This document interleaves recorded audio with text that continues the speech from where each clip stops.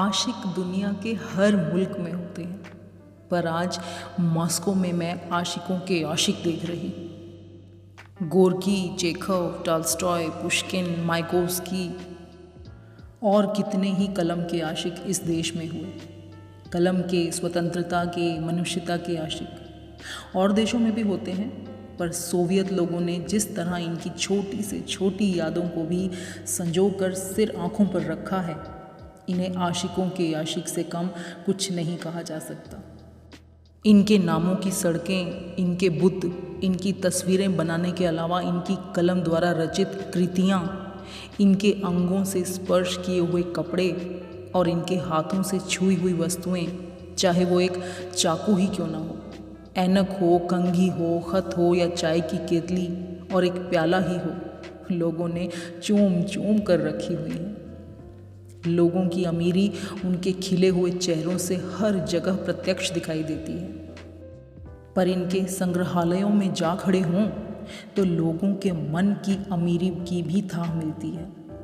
आज मैं गोर्की के स्मृति भवन में खड़ी लेनिन की कद्र और दोस्ती के हकदार लेखक गोर्की की तस्वीरें भी देख रही हूँ, और बाल गोर्की के घर का नक्शा भी, जहाँ उसने अपने नाना का प्यार और गरीबी की मार झेली थी, और इसके बीच के समय में घटने वाले हर हादसे के चिन्ह देख रही हूँ।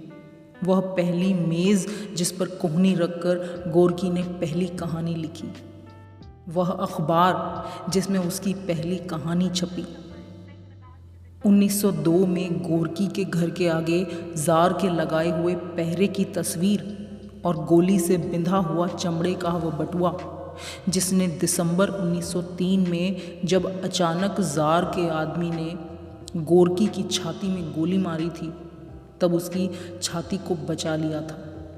और 9 जनवरी 1905 के उस खूनी इतवार की तस्वीर, जब जार की गोली ने मजदूरों की शांतिपूर्ण हड़ताल का सामना किया था, और गोर्की का वह रोषपूर्ण लेख जो उसने मजदूरों की सहानुभूति में लिखा था और जिसके बारे में जार ने उसे कैद में डाल दिया था। गोर्की कैदी नंबर 6899, और जेल की उस लोहे की चारपाई का नक्शा मेरे सामने है, जिस पर बैठकर गोर्की की कलम ने कितना कुछ रचा था। गोर्की की 25,000 यादों का ये घर, और ऐसा हर लेखक का संग्रहालय कोई कोई मुल्क ही बना सकता है, जहाँ आशिकों के आशिक बसते हैं। अमृता।